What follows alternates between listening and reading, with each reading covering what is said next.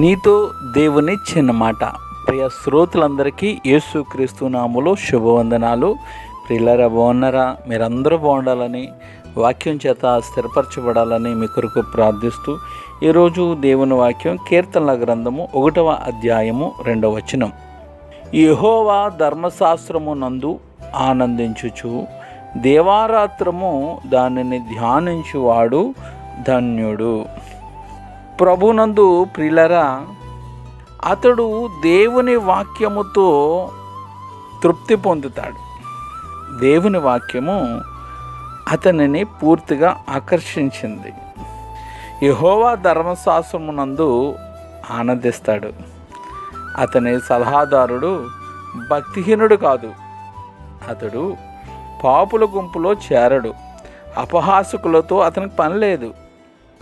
అతని మొదటి ప్రేమను దేవుని వాక్యమే చూరగొంటుంది. దేవుని వాక్యమునే దేవారాత్రములు ధ్యానిస్తాడు. దేవుని వాక్యాన్ని తప్ప మిగిలిన అనవసరమైన పుస్తకాలను చదవడు. ధ్యానించుటంటే యోగా ధ్యానం వంటిది కాదు. విజ్ఞానపు ముసుగులో విసిరే హిందుత్వపు ఉచ్చు కాదు. చీకటి శక్తులతో సంబంధాన్ని ఏర్పరచుకోవడానికి మనసును, ఆలోచనలను ఖాళీ చేసుకుని మౌనముద్రలో కూర్చునే వేదాంతం వంటి వాటిని గూర్చి జాగ్రత్త పడండి. అటువంటివి సాతాను సలహాల వైపునకు నడిపిస్తాయి.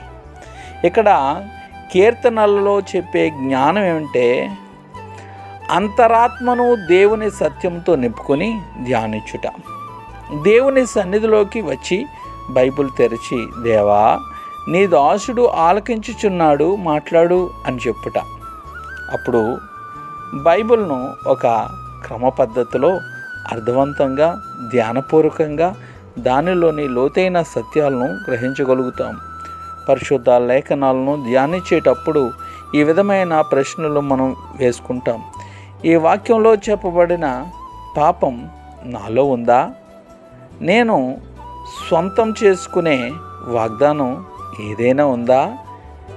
దేని మీదనైనా నేను విజయం సాధించవలసిన అవసరం ఉందా? నేను ఆనందించే ఆశీర్వాదం ఏదైనా ఉందా? దేవుని గూర్చి, క్రీస్తుని గూర్చి, పరిశుద్ధాత్మను గూర్చి, పాపాను గూర్చి, నా తోటి మనిషిని గూర్చి ఇంతకుముందు నేను తెలుసుకోని సత్యం ఏదైనా ఉందా? నేను ఈ వాక్య భాగములో నేర్చుకోవలసిన సత్యం ఏదైనా ఉందా? ధ్యానం అంటే ఇలా ఉండాలి. మరి ముఖ్యంగా నువ్వు బైబిలు చదువుతున్నప్పుడు నీ ధ్యానంలో పరిశుద్ధాత్మ నీకు బయలుపరిచే విషయాలను రాసుకోవడానికి నోటు పుస్తకం, పెన్ను నీ దగ్గర ఉండాలి. అలా రాసుకోవడం వలన నీ ప్రవర్తనను దిద్దుకునే వ్యక్తివిగా నీవు ఉంటావు. మనం రాసుకోలేదంటే ఏమీ నేర్చుకోలేదన్నమాట. కాబట్టి ఈ రోజు నుంచి వాక్యములో దేవుడు నీతో మాట్లాడినవన్నీ రాసుకొని, తద్వారా దేవుని దీవెన ఆశీర్వాదాలు పొందుకొని దేవుని మహింపరచాలని కోరుకుంటూ, may God bless you all. మరణాతో శాలం. ఈ ఛానల్ లైక్ చేయండి, షేర్ చేయండి, సబ్స్క్రైబ్ చేయండి. పక్కన ఉన్న బెల్ ఐకాన్ క్లిక్ చేయండి. God bless you all.